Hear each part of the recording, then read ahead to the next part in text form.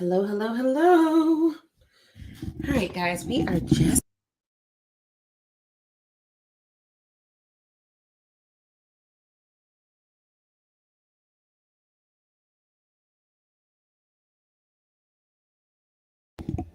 testing one, two, testing one, two. Okay, great, great, great. All right, we're live. Here is what we're going to be discussing this evening. First off, we're having a discussion tonight, okay? So if you can see me and you can hear me okay, just drop a yes in the comments. If you can see me and hear me okay, drop a yes in the comments. All right, and then I will make sure the audio is all good as well. Yep, it's working. All right, so if you can see me and hear me, drop a yes in the comments. We're going to be talking about creating demand for your services, even if you're just starting out. Creating demand for your services and then pitching, of course. So we'll talk about creating demand for your services. And here's the reason why we're talking about this. I've done so many interviews today, and I'm very excited to chat with you guys about this topic because it's come up on some of my interviews. How do you create demand for your services? How do you create demand for your services, even if you are just starting out? And if you are a speaker, thought leader, expert, entrepreneur, or anyone else looking to package up your expertise and get paid to do so, then you are in the right place. My name is Ashley Nicole Kirkwood. I'm the founder of Speak Your Way to Cash. I am also the person who will be running the Pitch Your Way to Cash challenge along with the Speak Your Way to Cash team soon, where we will be doing 3 days of pitching live. I'm thrilled, literally thrilled about this, because I know that pitching, you're always only one pitch away, one email away, one yes away from your life being drastically and radically changed. And because some of y'all may not know who I am. So let me back up. Not only am I a speaking coach and speaker, keynote presenter to corporations and colleges all around the country, I'm also a trained IP attorney, and I've been practicing IP law under the Mobile General Counsel law firm for several years. And one thing I know as a master negotiator, as someone who negotiates deals, who gets deals done, who closes deals, negotiate deals, helps drafts the contracts for big deals, without demand, you never get the best deal. Okay? If you know that without demand, you rarely get the best deal, drop a yes in the comments. Drop a yes in the comments. If you know that absent demand, you are not getting the best deal, I want you to drop a yes in the comments. Drop a yes in the comments, because this is critical. Whenever you go into a position, whenever you go into an opportunity and you have the negotiation period, is you and it's the client, and you're negotiating that particular deal, you need demand. Demand is what tells the marketplace what they will pay you. And here's the thing. There's 2 types of demands. Let's be real here. There is actual demand, and then there is perceived demand. There is actual demand, and there's perceived demand. Actual demand means I couldn't do it even if I wanted to because I'm just too booked. I'm too busy. It's not going to work. And then perceived demand may be that when people see your brand, when they look at who you are, when they look at how you present, when they evaluate how you communicate, they are 100% like, let me come out of pocket, because there is a perception that you are in demand in the marketplace, whether you are or aren't. We all know there's what's happening and what looks like it's happening. And regardless of whether you're a new speaker, you're an experienced speaker, you need to have demand, either or, actual or perceived. But you cannot be someone who is always available. If you want to get the best deal in the marketplace, it just can't happen. It cannot happen.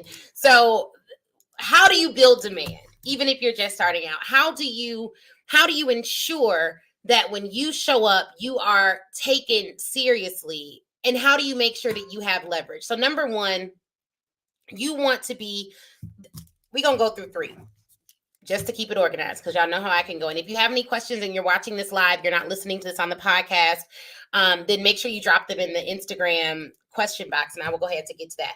But if you're listening on the podcast and you have a question, you all know how we do Speak Your Way to Cash, fam. Feel free to email me at hello@AshleyNicoleKirkwood.com, and we will try to get your question in on the next episode. So number one, demand.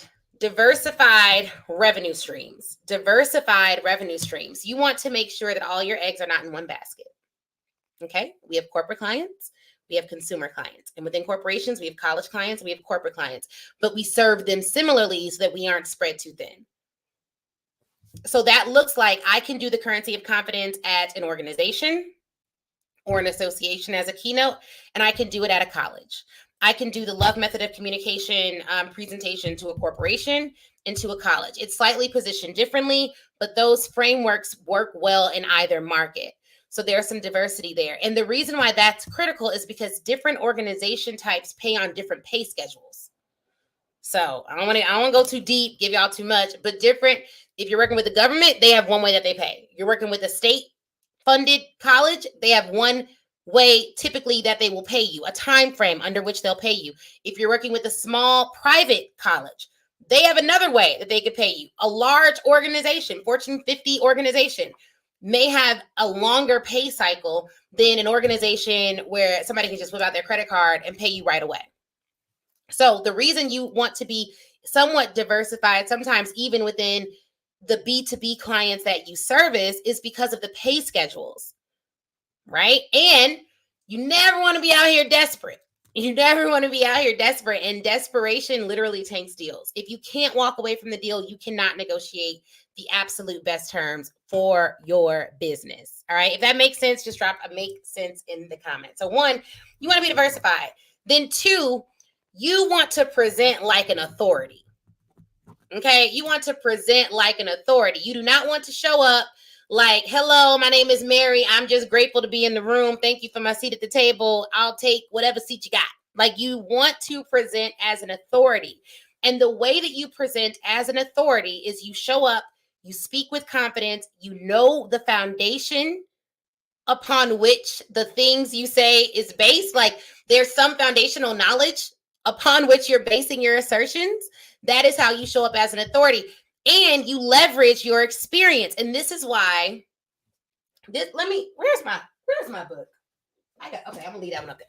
This is why in this book we talk about getting press. This is why in this book we talk about getting press and choosing your expertise. If you do not have the Speak Your Way to Cash book, you need to get it because it's ice cold. All right. Is that a Chicago thing? It's cold? I don't know. But you need to get the book because it talks about how you can present as an authority.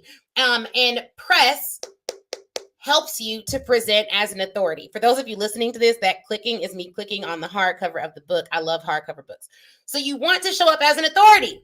So many of you are excellent. You're brilliant. You're capable. And I know you are because you're in the Speak Your Way to Cash fam.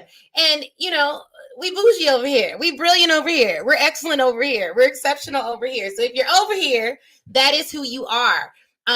Your experience or your education positions you as an expert. The only thing, the only thing that can prevent you from showing up as an authority is the way you discuss your expertise. So if someone has a question about confidence or developing confidence or working on their mindset, and the way I talk about how they can do that is like, oh, I don't know. I mean, maybe there's a study somewhere that says something about it. That's not positioning yourself as an authority. You want to show up and have real. The reason you're a thought leader is because you have thoughts that people can't just Google about topics that people genuinely care about. So it's not just about you've learned a lot of things. It's that you've consumed information and you have an opinion on the information that you've consumed. So yes, do your research, know what the prevailing articles are, know who else in your industry has thoughts on your particular topic, but don't be afraid to take an opinion that the general public does not have. An example of this would be me in the speaking coaching space. There are so many speaking coaches in the world, right? And they all have their own style and they all believe their own things, and that's fine. I knew coming into the marketplace, I wasn't trying to play in the masses. It was like, look, I teach people how to start at the top of the speaking market instead of working their way up from the bottom.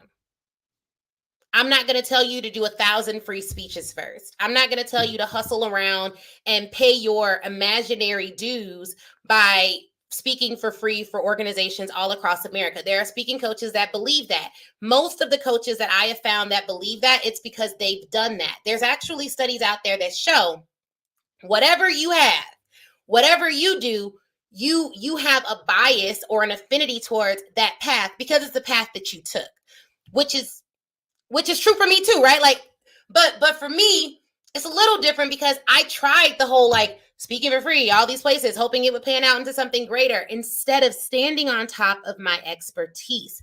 So as a speaking coach, I'm a little bit different because I'm like, look, start at the top. Set your rate based on the education and experience you have, based on the transformation you can provide for your client. It's not about how long you've been speaking. It's about how long you've been cultivating that education and expertise. Different lens, right? Different lens. And it's contrarian. Even if you look at some of the people I interview on my podcast, they may be like, no, Ashley, tell them to speak for free forever. And then they pay their dues just like me. It's not necessary. Simply not.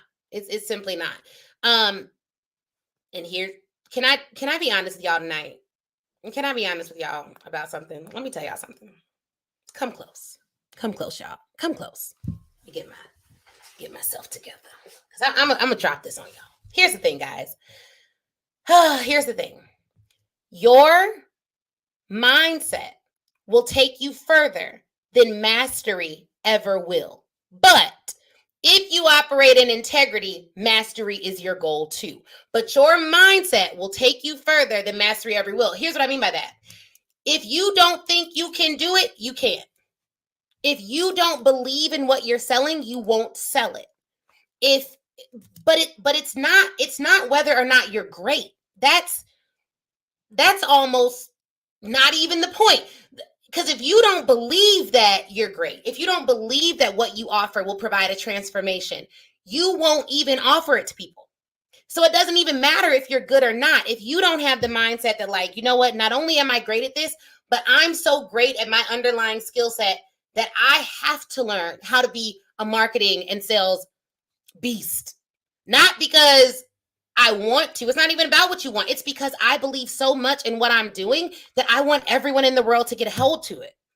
Like, let me deal with this mindset piece. Can we go there? If y'all cool with me going there for like a little brief detour, because I want to speak to your souls on this. Your mindset will take you further. A good mindset will take you further than mastery of skill. Mastery of skill is not even what you're struggling with. You're struggling with how you think about the mastery of the skill. So you're not even struggling with pitching. You're struggling with how you think about whether or not pitching will work. You ain't even got to pitching. You can't get past the fact that you don't think it'll work. So because you don't even believe it'll work, you never even get to skill mastery. Because not only is it a requirement for you to believe that the skill will work, not only is it a requirement for you to believe that the skill that you're cultivating will work, it's a requirement for you to believe that that skill has value and will work regardless of whether you see results. So I didn't become amazing at pitching because I did it once, it worked. No, I became amazing at pitching because I was rejected thousands of times. Okay? If you're on Instagram, tag all your friends in the live we about to go to. Tag them all in the live. You do not become great because you study a thing in a silo. You become great because you do it so many times wrong that you understand the concept of how to do it right. And coaching can shorten the length of time between you seeing results and not.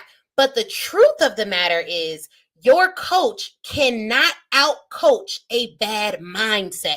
There are some people that are intent on holding on tightly to their bad mindset. Okay? And you want to know why? You want to know why? I'm going to tell y'all why. I'm going to tell y'all why because I've been there. I remember in in college, in high school. I mean, it probably goes back further than that, but in high school, I struggled, you guys. I struggled with doing well on tests. Struggled. And the root of the struggle was that I wasn't putting in enough time to study. I thought it should have come easier to me. And so if it didn't come easy, I wouldn't put in the time to really understand the material. So for years, I went through high school thinking, let's be honest. I went through high school thinking I wasn't smart. Okay. I went through high school thinking, darn, I'm not smart, but I'm charismatic. So because of that belief system, you're not academically gifted, but you're charismatic. I spent so much of my time and my energy on really honing what I was good at. I basically ignored whatever didn't come easily to me, and I just got exceptional at what I was good at. Now, lucky for y'all, okay? Lucky for y'all in the Speak Your Way to Cash fam, what I was naturally good at was speaking. So I won national speech championships, national debate championships since I was in high school. I started speaking on panels and in front of audiences, and in college, I spoke in front of an audience of more than probably 4,000 people. So I honed the things that I was great at, but it was all because of a belief system that I'm not smart, but I'm charismatic and I'm a good speaker. I'm not academically gifted. I can't get good grades. Like that was literally the thought that I would tell myself. So, and here's why I held on to that negative belief. And it may seem juvenile, but I'm about to break some of you guys free who are holding on to these negative beliefs. The reason I held on to that false negative belief for so long was because that belief system justified my failures and it made it so that it wasn't my fault. Can we be honest? I don't know about y'all, so I ain't gonna say y'all. I'm gonna say me. I have held on. This is like Bad Belief Systems Anonymous. Okay, bad belief system. Here we go. I, Ashley Kirkwood, held on to negative beliefs because they justified my lack of results in a particular area. Hello. I'm recovering from the BS, the bad belief systems. Okay, I got that from my therapist. But let's be honest. I am a recovering BSer, right? Like I used to be someone who held on to bad beliefs. Bad belief systems. I held on to negative belief systems. Why? Because I was so like, it was like, okay. Well, because of this belief system, which I had just made fact, even though it was not fact at all, because of this negative belief system, that bad belief system justified the fact that I wasn't getting results academically. And because I had a belief system to justify it, well, then it ain't my fault. It ain't my fault. What was that song? Okay, so that's what happened. I literally held on to it because it made it so it wasn't my fault. And so many people think, I'm not trying to ride on y'all. I've done it too.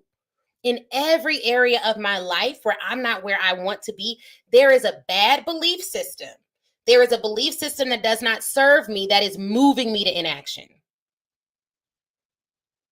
And the reason why we fight tooth and some of y'all be fighting tooth and I was one of them. I've been there, guys. Like I've been there. I have fought tooth and nail for a belief system that didn't serve me, just so that I wouldn't be embarrassed by my lack of results. Ugh. That's what happened. As long as you have belief systems that don't serve you, you can then point to the belief system and say, well, that's why I'm not successful. That's why it's not working out for me. My boss is bad. That's why I can't get a promotion at work. Like literally tag your friends in here that need this information. So that's the thing. You can't show up with authority. You can't show up with power. You can't show up with persistence if you're holding on to belief systems to justify your lack of results. And here's the other thing, guys. Do you want to know how it became easier for me to let go of bad belief systems? Was when I didn't tie my worth to results anyways. Whoop, that's a bar. Because if you don't tie your worth to your results anyways, why you got to hold on to the belief system? Because whether it happens or whether it don't, I'm smart. Whether I get all A's or I get all C's, I'm smart. Whether I make $1 billion or I make $10, I'm wealthy. I've determined that is my identity. You get to determine who you are. And sometimes your determination, you determining who you are, the results sometimes have to catch up with who you've determined you are. And that's okay.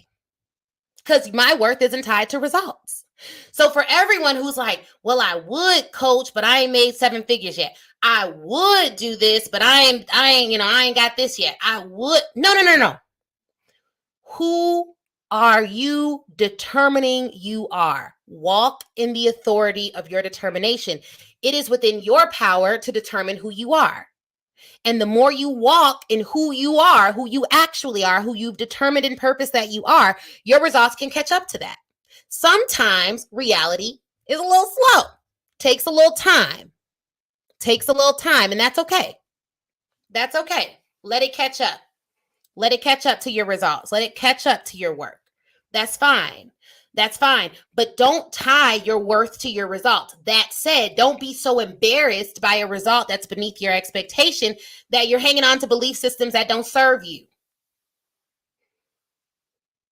It ain't everybody else's fault. Okay? And I'm gonna be honest with y'all. I'm a little prideful. I did not like admitting I was wrong. I did not love responsibility. I didn't cling to those things. I was I was someone who didn't pay in college. I didn't pay parking tickets. I was like, man, anyone should be able to park here. How foolish.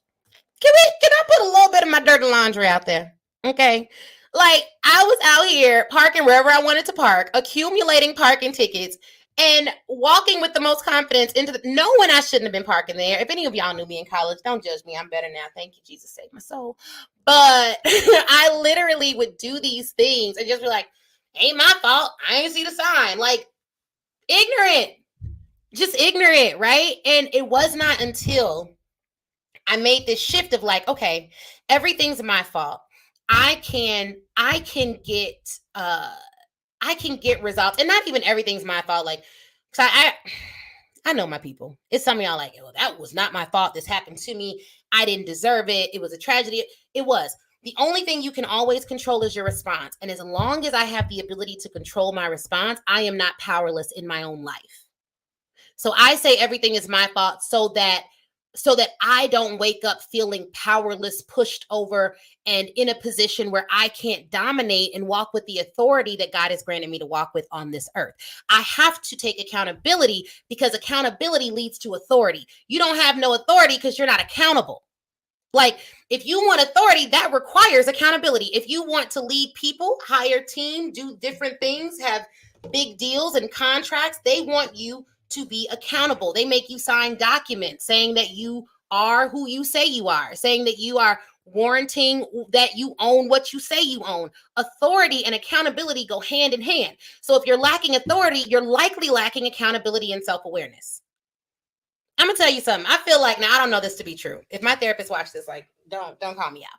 But I feel I'm one of her great clients, okay? Because she'll be like, is it possible that you have a little bit of disdain for a certain? I'd be like, yep, 100% possible. Matter of fact, maybe true. Let's work on it.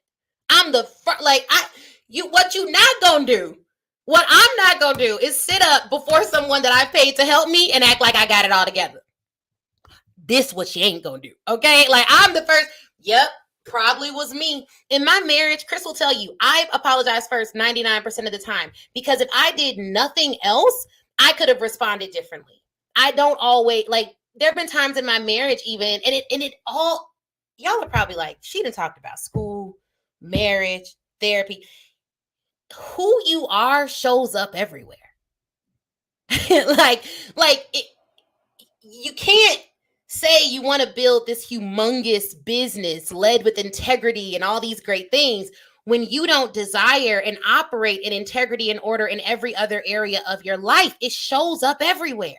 So I can't, on the one hand, be like, you all got to fix your mindset, stay accountable, do the right things. Then I'm cursing my man out every night. Or I'm not trying to be a better wife to my husband every day, or trying to be a better mother to my daughter every day.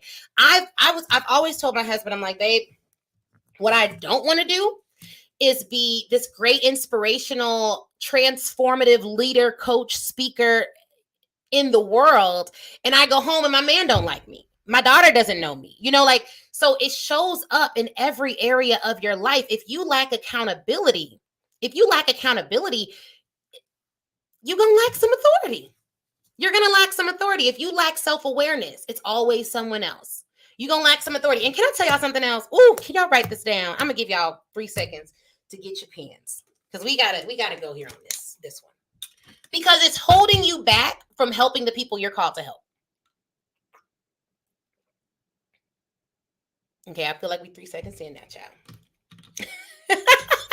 All right, here's the thing. Here's the truth. And if you're just joining, tag your friends, because we about to go there. We're about to go there with them, with the people. I'm gonna go there with y'all, because y'all the Speak Your Way to Cash fam. We family can talk like this. Everybody can't talk like this. Family can talk like this. If you are 100% run by your feelings, you will likely fail. Hard truth, not fun. Had to say it. My prayer for so many years would be like, God, help me not to be a slave to my emotions. Help me not to be a slave to my emotions, because it will literally distract and deter my destiny. And I don't know what you all believe.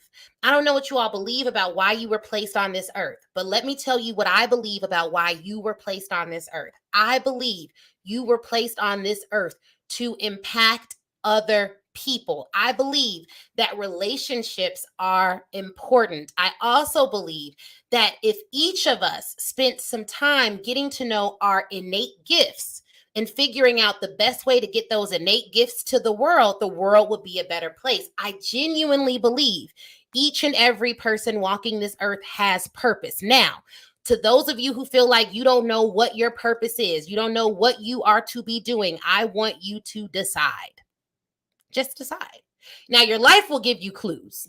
The fact that I've been speaking and winning national championships as an orator since I was literally in my early teens tells me something. The fact that my first on-stage appearance was when I was, I believe, 2 years old tells me something. The fact that in college, I had a budget of over $70,000 to hire speakers tells me something. Then went on to have a budget of over $1 million on the surfboard to help determine which organizations got which budgets.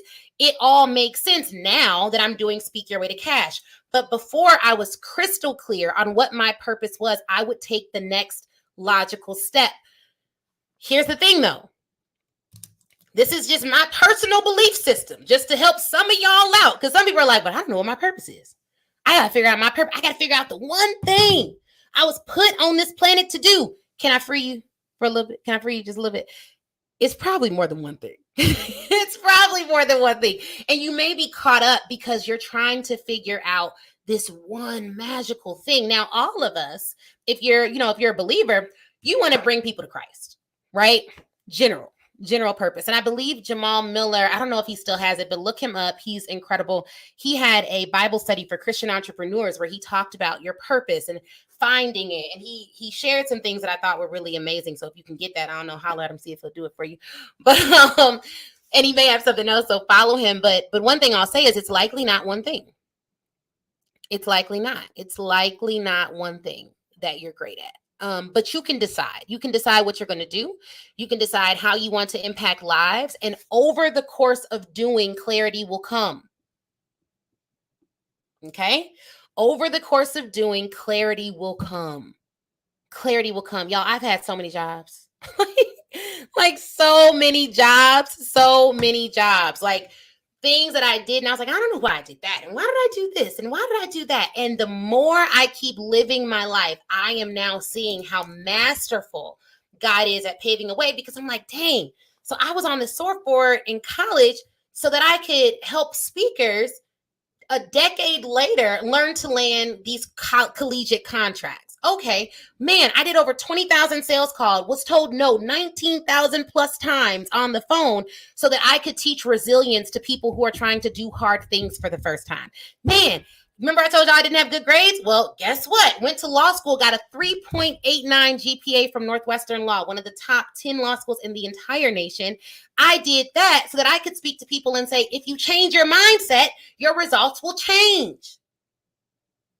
It was never even like me being a lawyer. It's so funny when people are like, oh, you're a lawyer. That's so great.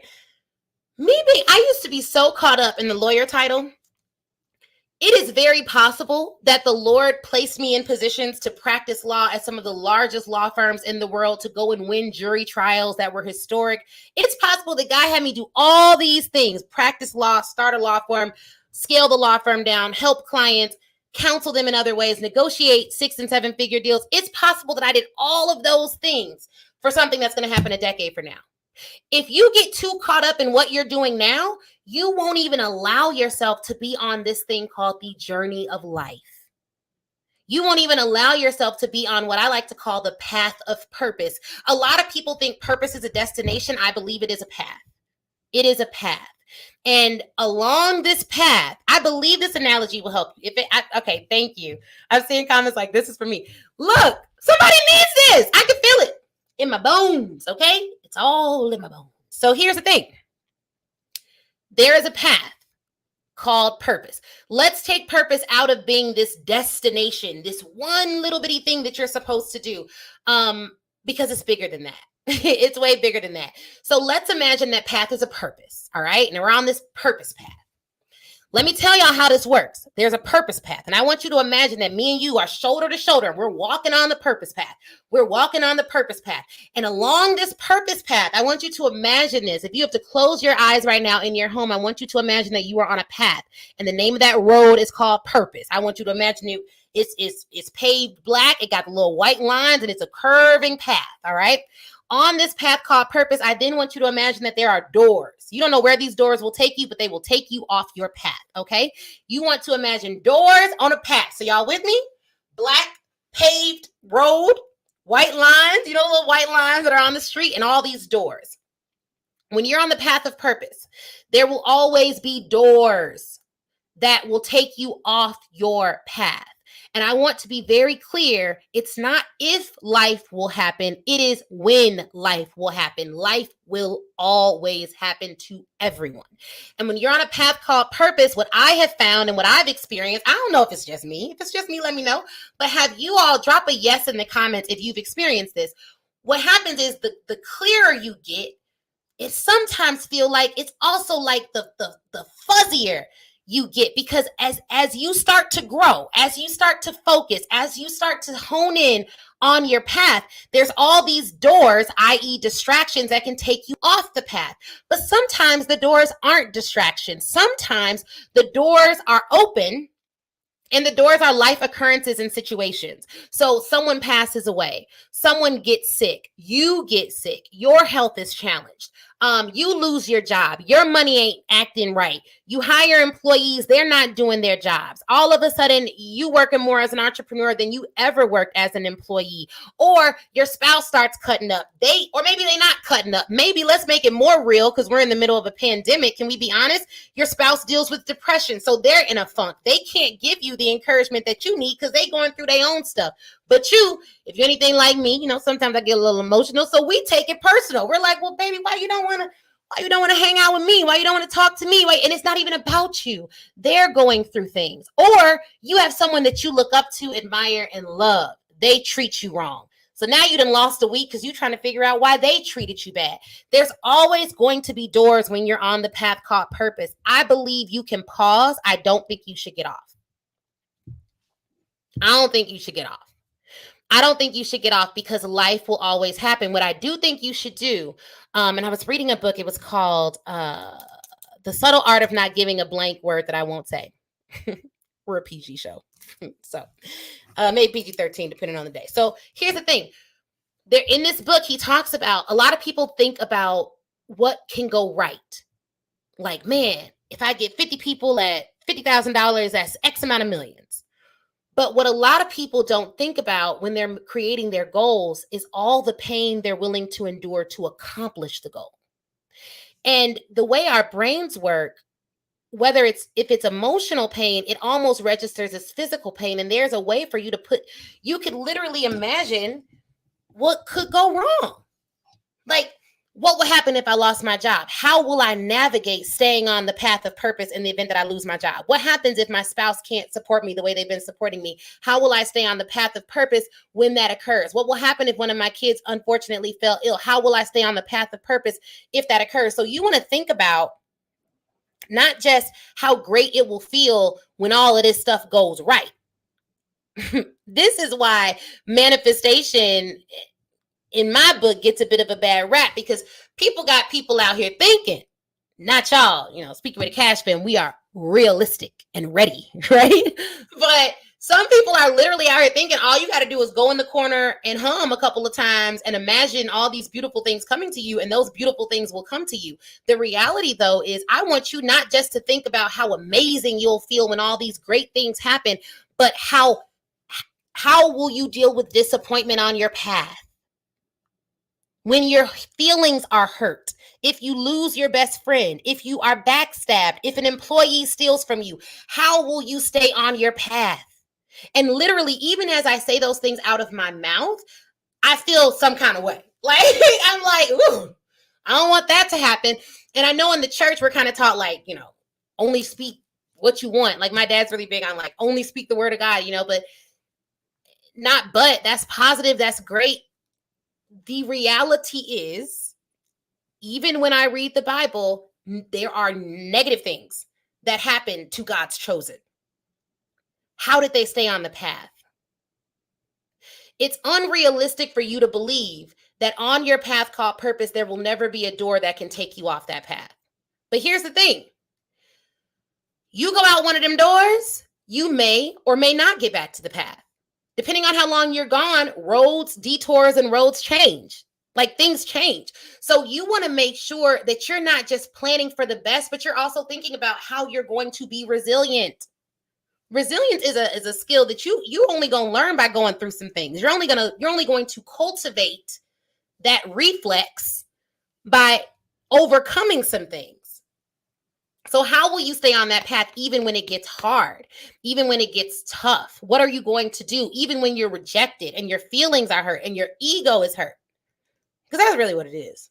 Everybody got a little ego, okay? And no one wants it to be hurt. And I don't love getting rejected, to be clear. But I have been rejected enough, so much, tens of thousands of times, so much so that I know that the more I continue to, like, the yes is always around the corner. Those no's are just clearing the path for the person who's going to give me the yes. I want to get through those no's quickly. I want to learn from each and every one of them. I want to keep my relationship and my integrity intact, but I want to get through those no's that I can get to the yes. Good. It's not for you. Excellent. Who is it for? No's really help you to clarify who you should be serving and how you should approach them. And if you don't allow your ego to take over, what you'll learn is that there's a message in every no. There's a lesson in every no.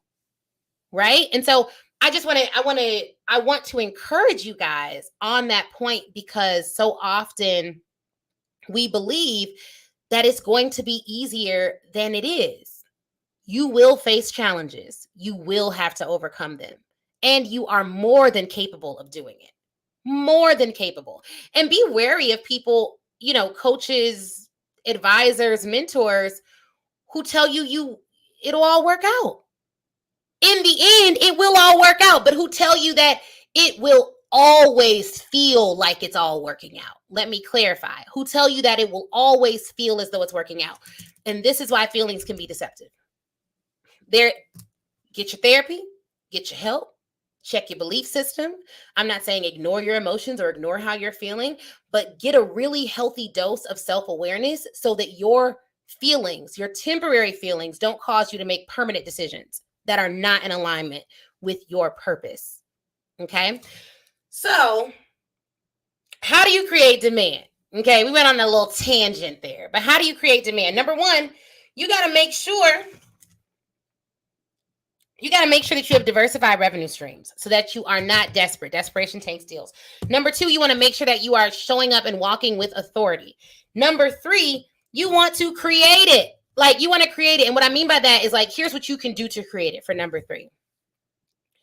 You have to communicate your offer in a way that lets your client know that it is not unlimited for any and all times. So you're going to put dates on your proposals. You're going to let them know how long the offer is valid. You're going to communicate to them how many clients you're working with in a given week, quarter, or year. You're going to let them know that a spot has opened versus just saying like, oh, I'm available anytime, anyway. Like, you're literally going to have to communicate the parameters under which you're working with clients. So I wanted to give you guys that tip, even though I know we went on a bit of a tangent. But here's what I want you to do. If this was good, let me know. Send me a DM, send me a message if you enjoyed it. If you are a speaker, thought leader, expert, entrepreneur, someone who wants to have B2B clients, so you want to work with corporations, you want to work with clients, and you want to do it in a way where you're starting at the top, where you're not wasting your brilliance or your resources on people who don't have your budget, and you want to learn how to start that conversation, how to create demand for yourself by getting clients. If you want to do that and you want me to teach you how to pitch for 3 days live, like this, live, okay? If you want me to do that with you, I'm willing to do it, and I'll do it for free during the Pitch Your Way to Cash Challenge that's coming up in March 2022. We'll probably have one every quarter, but the next one is coming up in March 2022. So I want you to DM me if you're on Instagram, the word challenge, and I'll send you all the details. Or you can go to www.speakyourwaytocash.com/challenge. All right. And sign up for the 3-day Pitch Your Way to Cash Challenge.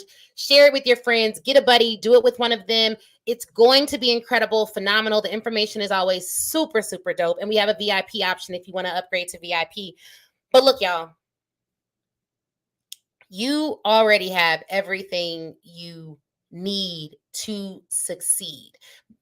You have the, if you work on your mindset and you determine that you're going to be someone who blinks, the power of life, waking up with breath means every day I wake up with breath in my body, there is an urgency to me doing what I'm supposed to do on this earth. My friend asked me the other day, she's like, I mean, you get more done in a day than some people do in a year. Look, it's urgent for me to give you guys this information. Because I don't know, one, I know there is no one else like me on the planet that can give it the way I'm going to give it. That within itself makes it urgent. But two, I feel a burden in a positive way, not like a heavy burden or anything like that, but I genuinely feel that I'm placed on this earth to share this information with you. The purpose of Speak Your Way to Cash is to diversify vendor lists at corporations across America. It's to be a safe place for substantive experts. In a world where everyone's yelling that they know everything and all of that other stuff, and you got a whole lot of people who maybe don't know as much, I want to encourage the introverted, brilliant speakers to share their voice. I want to encourage the extroverted, brilliant expert to learn sales and marketing so that you can help more people. And I want diverse voices to be amplified in a way, and I don't even know if amplified is the best word, because what I really want is for us to go out and create the demand for ourselves instead of waiting for people to recognize who we are. It's hard for some people to recognize your brilliance. That may be why the jobs really struggle with putting you in the right department or promoting you as fast as you need it. So I want you to develop the skills to tell people who you are, to show them who you are, to prove to them that you can help them in a way that also puts money in your pocket, so you're not worried about how to survive yourself while you're helping the world, because a lot of us will do that. A lot of us will do that too, because we care. We care. Thank you so much for saying I love when you allow the flow to flow. I appreciate it. So look, couple things, guys. Join the Pitch Your Way to Cash Challenge. It's going to be dope. It's free. There's no reason not to join. If you're not already on the wait list for Speak Your Way to Cash Live, y'all think this is something. Y'all need to be at Speak Your Way to Cash Live. It is the #1 event on the planet for speakers, thought leaders, experts looking to land 5- and 6-figure corporate speaking contracts using our proprietary paid methodology. You need to be in the room. This year, I really want to see you live. I know some people are like, I'm getting a virtual ticket. I get it. We have really strict COVID protocols, and we have 7,500 square feet that we are going to feel. It's going to be like a family reunion of all the substantive experts of the Speak Get Ready Cash fam coming out, chatting, growing our businesses. There's always healing that takes place. Can I just be honest? Last year, so much healing that took place and results that are gained because of the power that's in the room. So I want to invite you to join me at Speak Your Ready Cash Live. Just go to speakyourreadycash.com/event, www.speakyourreadycash.com/event. But thank you guys so much for rocking with me tonight. Yeah, so it opens March 1st. All right, and we have limited. Just like, did it open yet, or is it still the wait list? Look, you want to be on that wait list, okay? We have hundreds of people on the wait list, and we're first releasing 50 in-person seats. That's our first batch. I don't know if we'll expand it. We're watching COVID because we want to make sure that everyone's distanced, but you want to make sure you're on that wait list so you can get an in-person seat. I want to see you in the room. We already booked the DJ, the videographer, the photographer. It's gonna be bananas. Like, I'll tell you, if y'all enjoy these lives, just ask somebody who went last year. Because everyone I've talked to who went last year, one of our sponsors was saying, everyone I talked to said they're coming back. They are coming back, okay? Like, and if you haven't been, people from our 3rd event are coming back to our 7th event. They're going to be blown away. But March 1st, be on that. Be ready. March 1st is when those tickets open up. March 1st, 2022. First come, first serve on those. And we're doing some amazing things. Amazing things with the event this year. But I want to also say, before I go, I appreciate you guys. I appreciate you all in the Speak Your Ready Cash family. In the midst of everything going on in the world, you've chosen to spend a bit of your day, a bit of your time with me, listening to me, encourage you. And I don't take that time for granted because I know that time is not money, time is life. I believe that's a Shonda Rhimes quote. Time is not money, time is life. And so you've spent your life with me and I don't take that for granted. So I want to see you in November. I want to hug your neck. Everybody gonna have a negative COVID test in the building, so don't even worry about it. But I want to see you. I want to connect with you. I want to make sure that that we get to really spend some time together inside of our community, and it's gonna be off the chain. All right. So y'all have a good day. Go be powerful, and remember, one yes can literally change everything. Keep going until you get that yes.